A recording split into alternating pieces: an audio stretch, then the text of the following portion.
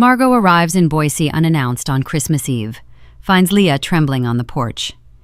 Inside, the Pryors are celebrating lavishly. She bursts in and demands answers. I stepped out of the cab and onto a snow-smothered sidewalk in the Sycamore Hills neighborhood of Boise, Idaho. The night air sliced through my coat like broken glass. My boots sank into the untouched snow outside my daughter's house. No one had even shoveled a path. Christmas lights blinked lazily along the eaves of the Pryors' grand colonial home, mocking the silence that stretched between us.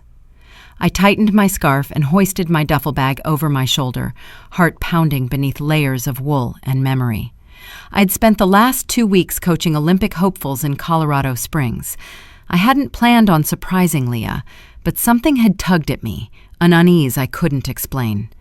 I'd called, texted, no response. So I came. The windows glowed golden with warmth and music. Through the frosted glass, I saw the long dining table dressed in red and gold, brimming with roasted duck, candied yams, and green beans sautéed with garlic and almonds. Crystal glasses caught the light like tiny stars. People laughed, loud and polished. The Pryors were always polished. But where was Leah? I stepped closer. The music playing from inside was some jazzy version of Have Yourself a Merry Little Christmas. The irony made my teeth ache. Through the living room window, I saw Diana Pryor tilt her head back in laughter, her platinum earrings swinging like tiny chandeliers. Connor stood beside her, a wine bottle in one hand, his other arm draped lazily over the shoulder of his sister, Sienna. He looked relaxed in a house that didn't feel right. And then I heard it. A sound that cut straight through the glass and the laughter and the music. A whimper. I turned toward the porch. My eyes scanned past the wreath on the door, past the potted poinsettias dusted with snow, and then I saw her. Leah. She was curled into an old rocking chair, her arms wrapped around her knees, her face hidden in her hands. Her blouse was damp and thin, clinging to her frame. No coat, no gloves. Her slippers had no traction and were soaked through. Her whole body shook, violently, like her bones were trying to flee her skin. "Leah!" My voice cracked through the cold. I ran. The snow was knee-deep, but I didn't feel it. I dropped my bag, tore off my thick coach's jacket, and wrapped it around her like I was trying to smother death itself. Her eyes fluttered open, red-rimmed, dull. "Mom?" she whispered. I felt her breath against my cheek, barely there, like it could disappear any second. "I'm here, sweetheart," I murmured, voice shaking. "I've got you." I picked her up, light as paper. Her wet slippers slipped off and disappeared into the snow. I didn't care. I could hear the laughter behind the door, louder now, like someone had just delivered the punchline to a joke Leah was never invited to hear. I stepped onto the porch, holding my daughter to my chest. And then I kicked the door. Once, twice. The third time, the door flung open, revealing Diana in her silk blouse, holding a glass of wine. She blinked at me, confused, then smiled too quickly. "Margot, what a surprise," she said, as if we'd run into each other at a grocery store. "You should have told us you were coming. We would have rolled out the red carpet." I met her gaze with ice. "I didn't come for you," I said. "I came for my daughter, who you left outside like trash." Behind her, Connor appeared, eyebrows lifted in theatrical surprise. He took a slow sip from his wine glass. "She needed some air," he said coolly. "She was being dramatic." Leah stirred in my arms but didn't speak. I held her tighter. "This ends now," I said, stepping forward, wet snow dripping onto their gleaming floors. No one moved, not yet, but they would. Margot confronts the Pryors. We hear cruel words from Connor, Sienna, and Diana. Flashbacks reveal Leah's miscarriages and how the Pryors isolated her. The warmth inside the house felt artificial, like a furnace in hell. The smell of roasted duck and pine-scented candles clung to the air, but all I could feel was the tremble of my daughter in my arms and the boiling rage under my skin. Leah's breath was still shallow. Her cheek lay against my shoulder like she hadn't the strength to lift her head. Her fingers clung to my coat instinctively, like a frightened child. Diana stepped back, as if I might throw snow on her precious floors. She pressed her wine glass to her lips, hiding a smirk. "You're overreacting," she said sweetly. "Leah just needed a moment alone." "Alone?" I barked. "In the freezing cold? In a soaked blouse and bedroom slippers?" Connor chuckled, barely looking up from his phone. "She walked out herself, Margot. No one forced her." "She locked herself out, probably," Sienna chimed in from the far end of the living room, reclining on a velvet chaise. "Again. That's the third time this month. You know how she gets." "How she gets?" I echoed, stepping further into the room. The house went quiet. "You're speaking about my daughter like she's a dog." Connor rolled his eyes. "Well, she doesn't exactly act like a partner. She spends all day in the bedroom, refuses to cook, refuses to help with the family. Ever since the incidents, she's been wallowing, and we've all been very patient." "The incidents," I said slowly, as if tasting the filth on the word. "You mean the 4 miscarriages?" He blinked, a beat of silence. "Well, women go through worse," he said, shrugging. "It's been almost a year since the last one. It's time to move on. She can't live in that trauma forever and expect the world to stop." Behind him, Diana swirled her wine, amused. "We tried everything. Family dinners, counseling. I even bought her that yoga retreat." "She left halfway through it," Sienna called out, her tone dripping with contempt. "Refused to talk to anyone. And don't forget how she ruined Thanksgiving. That crying fit at the table because I announced I was pregnant." A flash of pain crossed Leah's face, buried as it was in my shoulder. I felt her try to turn away, to vanish, to disappear into the fabric of my coat. My arms tightened around her. "She was grieving," I said, my voice flat, furious. "She's still grieving, and none of you gave her the space or the care she needed. You just paraded your own happiness in front of her like a show horse." Connor finally looked me in the eye. "Don't turn this into a soap opera, Margot. You weren't here. You were too busy flying around the country teaching black belt classes and posting photos of teenage athletes on your Facebook page. You abandoned her long before we did." The words hit like a gut punch. Not because they were true, but because I feared Leah might believe them. I turned to her. "Is that what they've been telling you?" Her lips parted slightly, but no words came. Her eyes shimmered, then closed. A wave of fury surged through me. "You can't guilt me out of this one, Connor," I spat. "I sent her money every month. I called, texted, video chatted. I offered to bring her home more times than I can count. She told me not to worry, said you were helping her heal. Said the Pryors were family now." Diana leaned against the banister with her practiced, polished poise.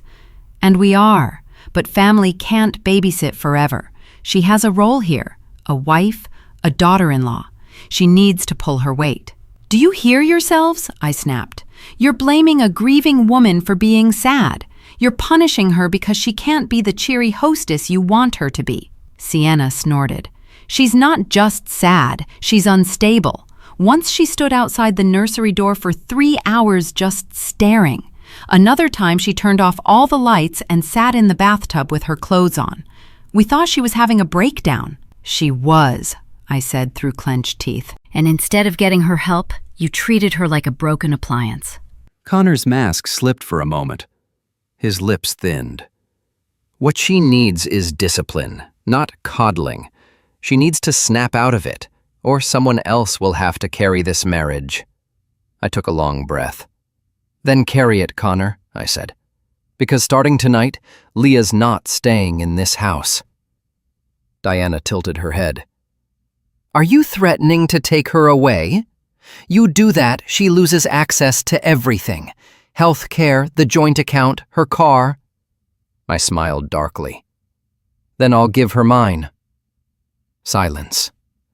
And then from the hallway behind us, a voice spoke, low and hesitant.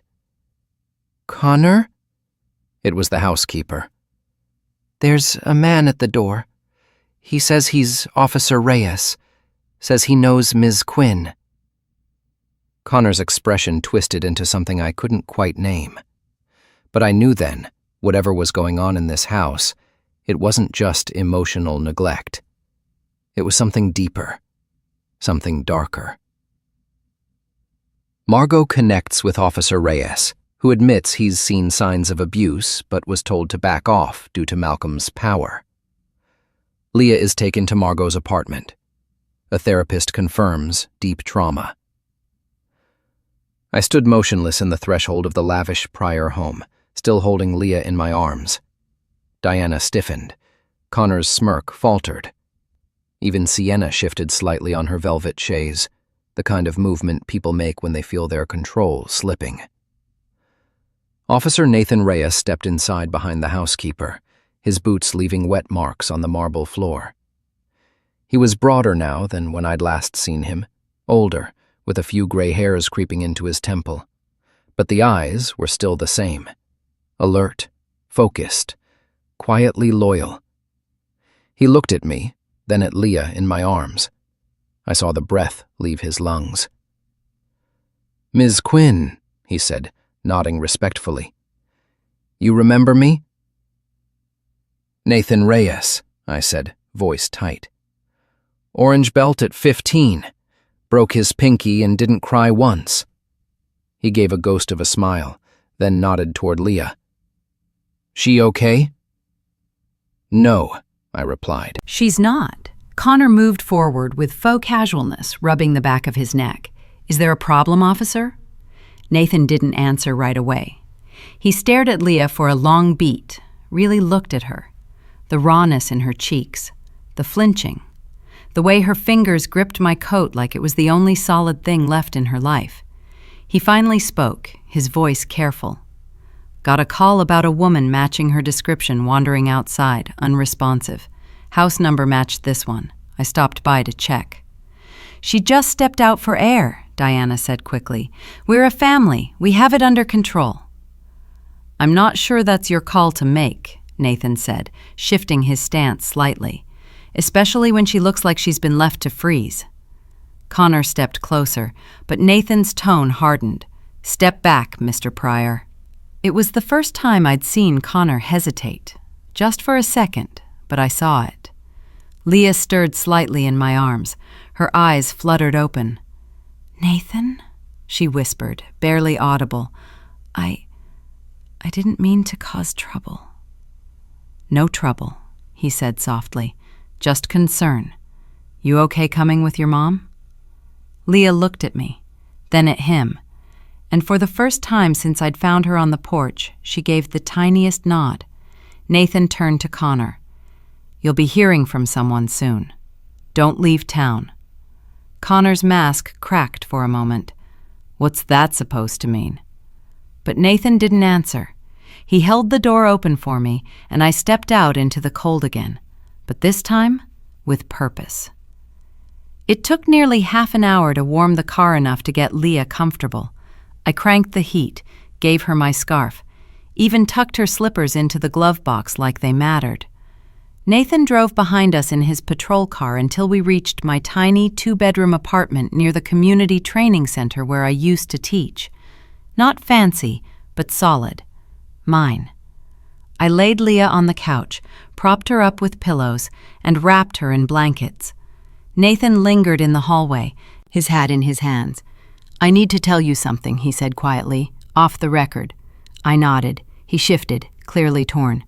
"About 6 months ago I was dispatched to their address," he said. "Neighbor had called. Said she heard screaming, crying. I showed up, saw Leah, red eyes, bruises on her forearm.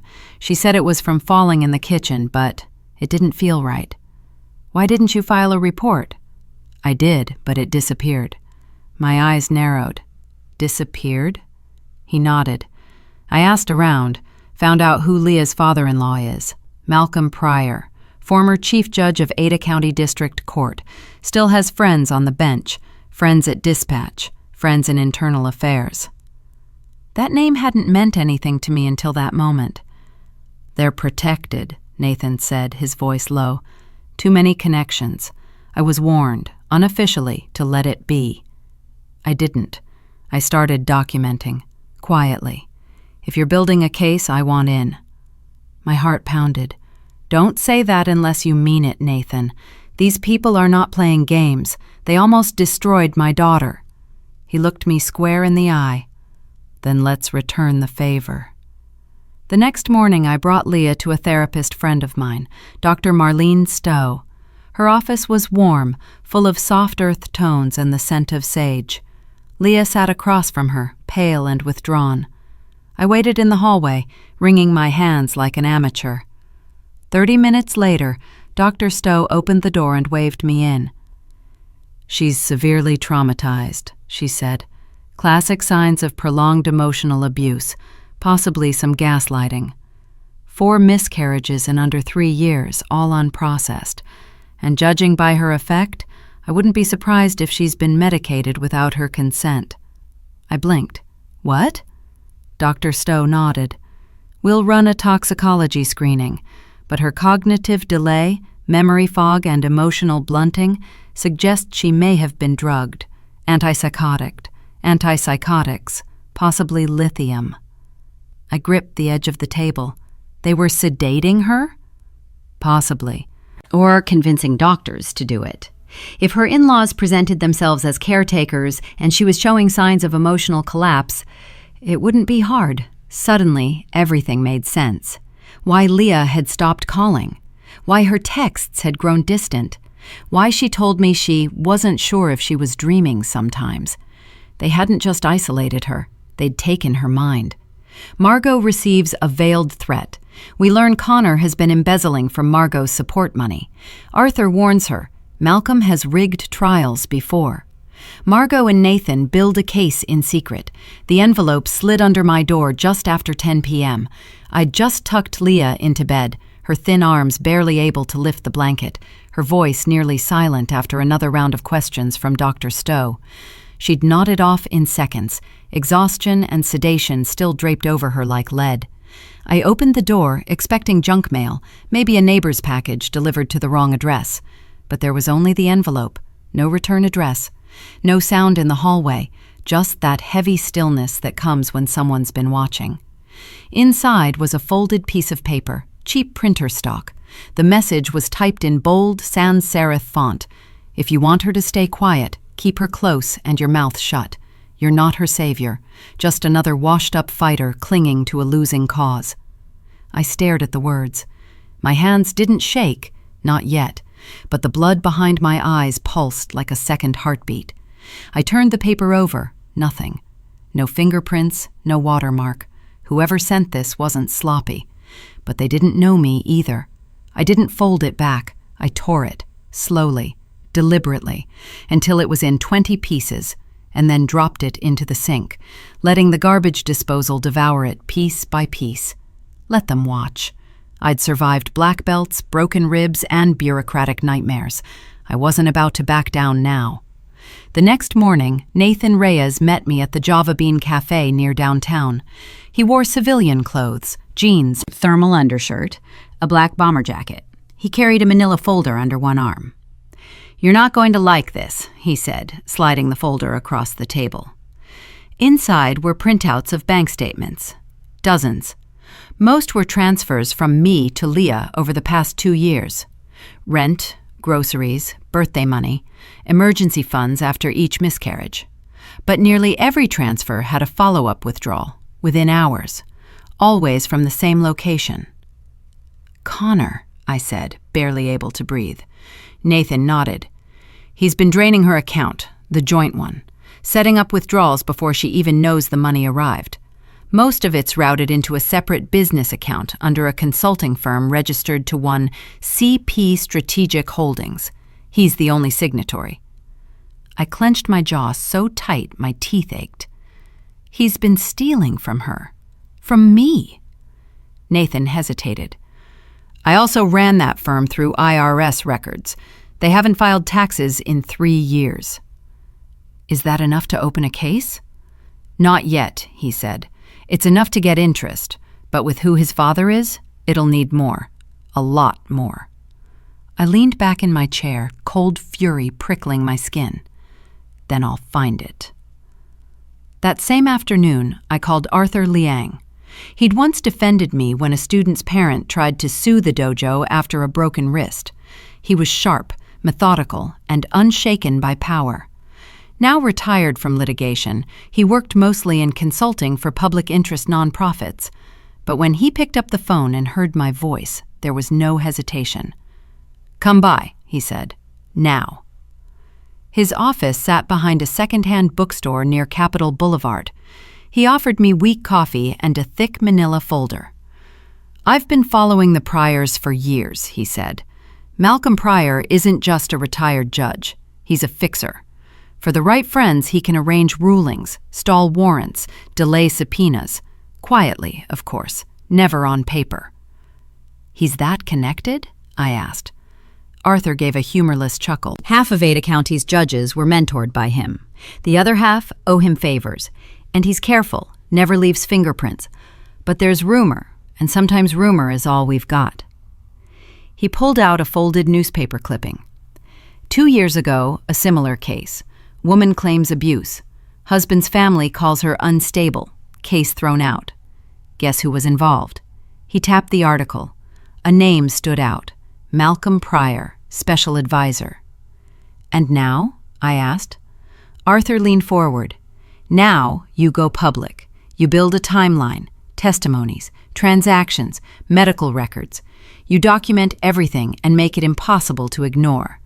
Because if you go through the courts alone, they'll eat you alive." That night, back in my apartment, I sat at the kitchen table, just like I had when Leah was 10 and needed help with fractions, and I built a war chest. Nathan emailed me his notes. Arthur mailed over old court transcripts involving Malcolm. I called Dr. Stowe and got Leah's early session summaries. I didn't sleep, didn't blink. I collected every receipt, every email, every gift I'd sent, every voice message Leah had ever left, describing her sadness, her isolation, her confusion. And then I found it. A voicemail from 7 months ago. I'd saved it by accident, meant to delete it during a layover in Denver. Leah's voice, tired and distant, said, "He gave me something for sleep again. He says it helps. I feel like I'm underwater all the time. But he says I'm better like this. Quieter." I sat back in my chair, cold creeping up my spine. That was the moment. The moment I realized she hadn't just been broken by grief. She'd been drugged into silence. And someone, maybe multiple people, had helped. I looked across the room, through the cracked bedroom door, and saw Leah curled in bed, her face peaceful, but too still. It wasn't over. It hadn't even started. The trial begins. The Pryors manipulate witnesses. A key audio is dismissed. A therapist's testimony is undermined. The judge sides with the Pryors. Leah breaks down. Courtroom chaos erupts. The courtroom was colder than the wind outside. Not in temperature, but in the air that settled over everything. An institutional silence heavy with pretense. The seal of the state hung behind the judge's bench like a promise too often broken. Leah sat beside me, head lowered, shoulders drawn inward.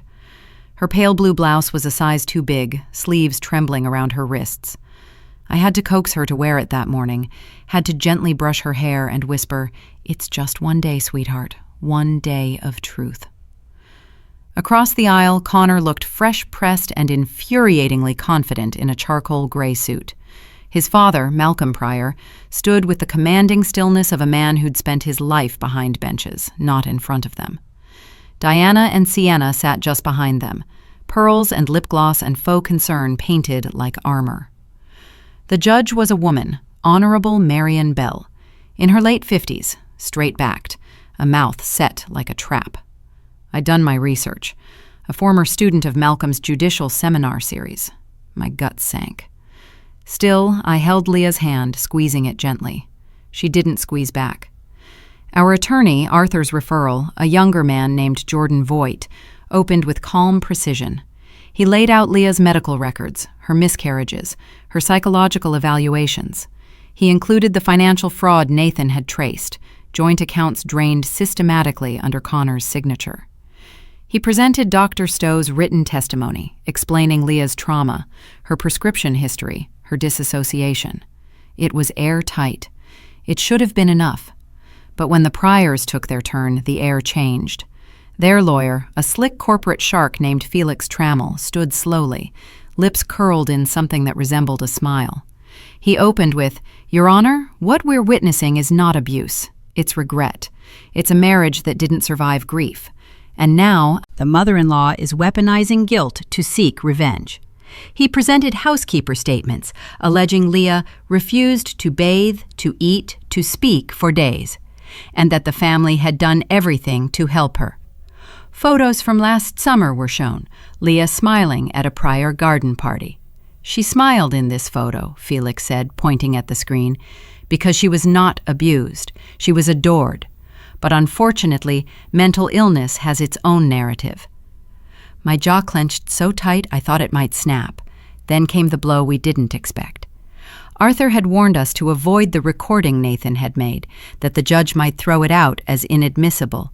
But Nathan had insisted it was worth trying. Jordan asked for permission to play the audio file. The judge narrowed her eyes. Was the recording made with the consent of all parties involved?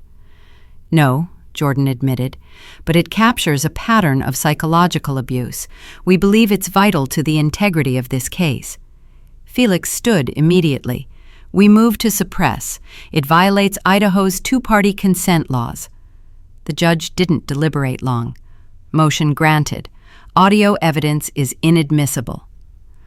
I heard the breath escape from Jordan's chest. My own lungs froze.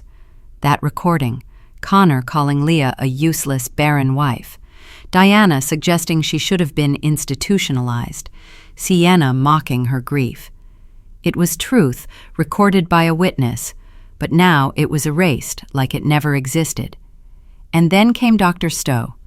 She testified with grace, but under Felix's cross-examination, she was painted as a biased family friend, her observations colored by emotion. "You had a prior relationship with Ms. Quinn's mother, did you not?" he asked. "Yes," she replied firmly, "but that did not affect my clinical objectivity." Felix smirked. "Did you or did you not once share a yoga retreat with Ms. Quinn and her daughter?" "It was a public seminar." "Thank you. No further questions." I wanted to stand, to scream, but I watched Leah shrinking by the second, curling into herself like a paper bird caught in rain. Felix moved to end the defense's arguments with one final flourish, a short video from Leah's Instagram 2 years ago, her laughing, twirling in a summer dress, tagging Connor. "This," he said smoothly, "is not the behavior of a woman under duress. This is someone living a privileged, well-supported life." I wanted to stand up and yell that Instagram wasn't real life, that victims of abuse wear smiles like armor. But the judge didn't flinch. When Leah took the stand, her voice barely carried. Jordan asked her simple questions. She answered in fragments. About how Connor had stopped touching her after the third miscarriage. About how Diana changed the locks once when she needed space. About pills she didn't recognize being slipped into her tea. But the moment that cracked her was when Felix asked, "Ms. Quinn, can you point to one instance, one provable moment when someone physically harmed you?" Leah opened her mouth. No sound came out. The courtroom was silent. I reached forward, but Jordan stopped me with a look. Leah's eyes watered. Her lips trembled. "No," she whispered finally. "But it hurt." And then she broke. Tears poured from her eyes, uncontrollable sobs shaking her body as she buried her face in her hands. The bailiff moved. The judge called for a recess. Connor didn't look smug now. He looked bored. Diana fixed her lipstick with a hand mirror. Malcolm leaned over and whispered something in Felix's ear. But I saw something else out of the corner of my eye.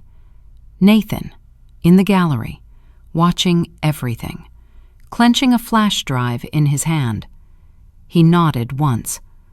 The fight wasn't over, but we were already bleeding. A mysterious package arrives at Margot's door. Inside are court documents showing bribery and witness tampering. An old clerk exposes the truth, but Leah refuses to testify again. Media catches wind.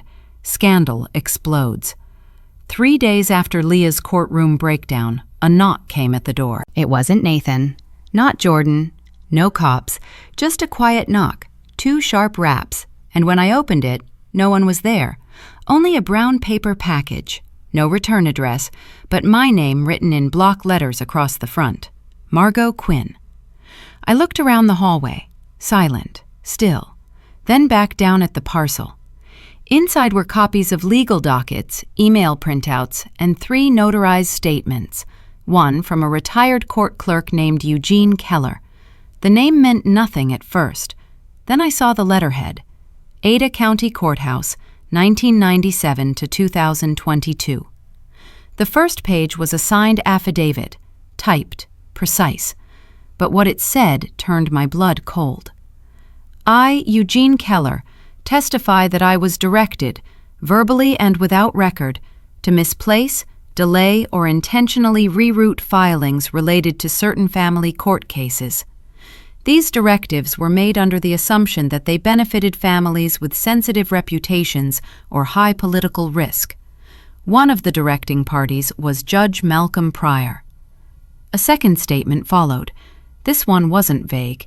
It listed 5 cases over the last decade where abuse or custody-related documents had been misfiled or delayed under Malcolm's influence, including one from Connor Pryor's previous girlfriend, dismissed quietly before his marriage to Leah.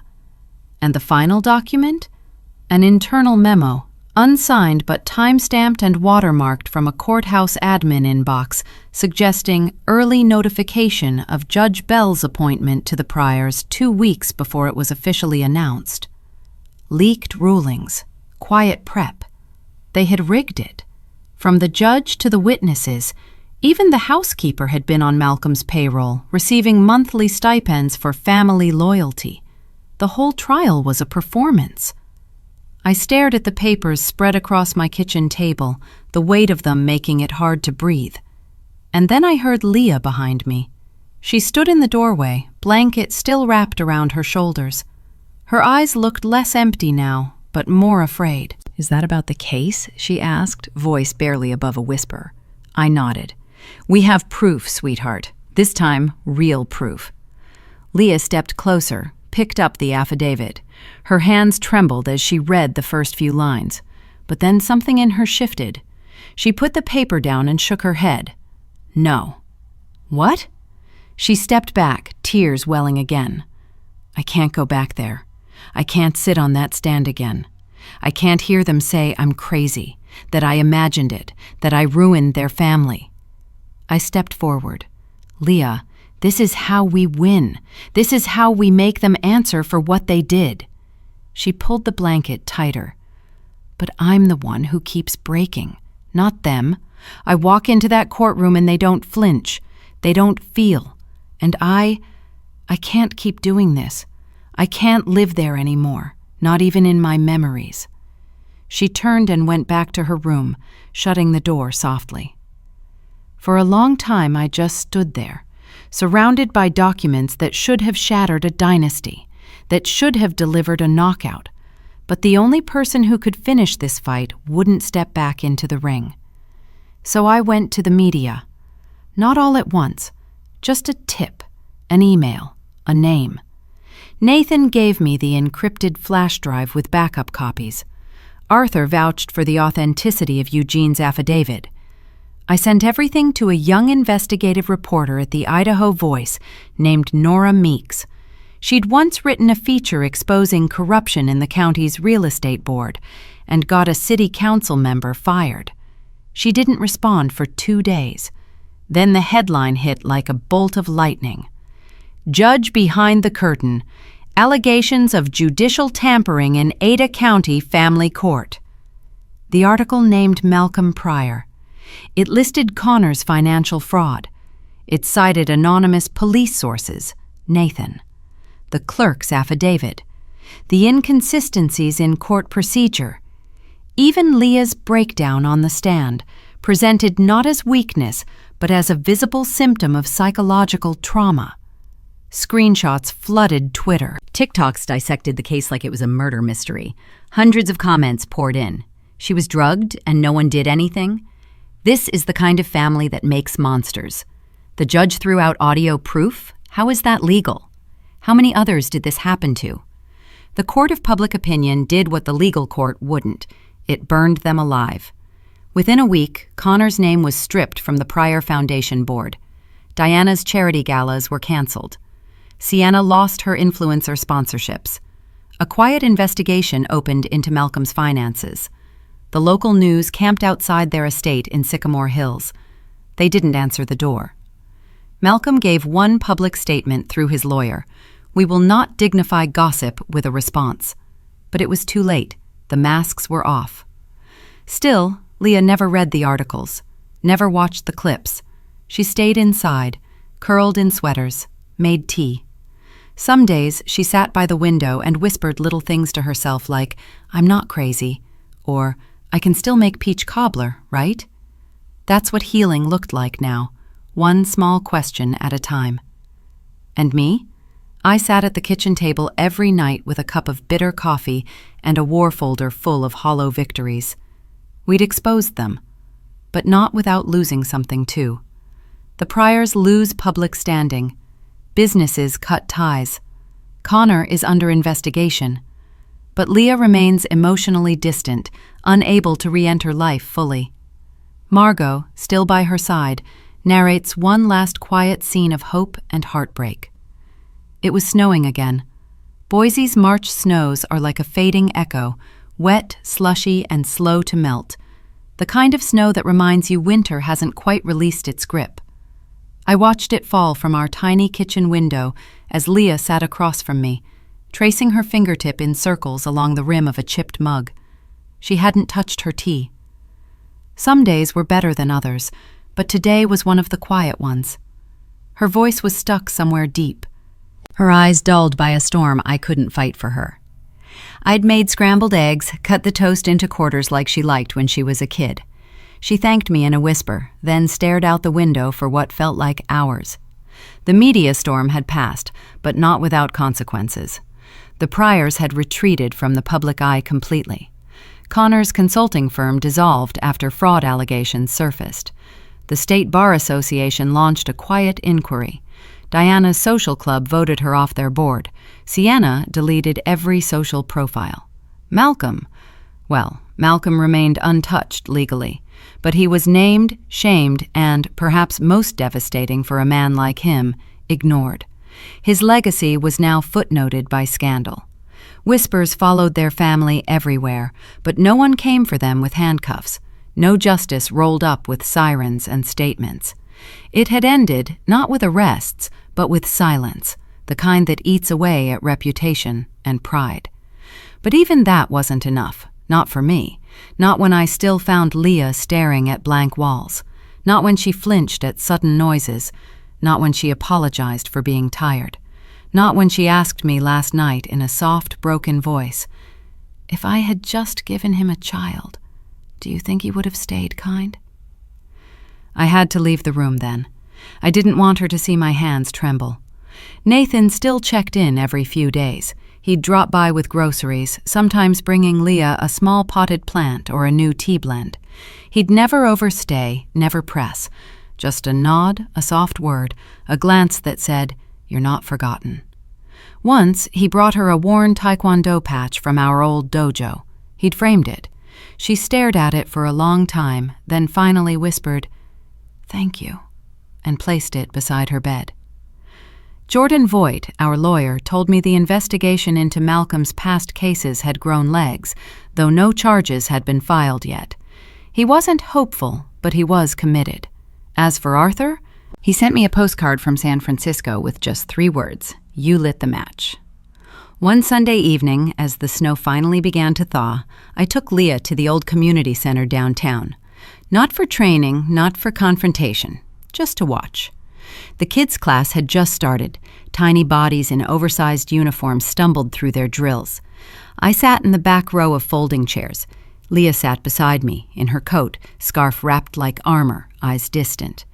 But as the kids shouted their key-hups and fell into mismatched stances, I saw her lips twitch, just slightly, then again, and then a smile.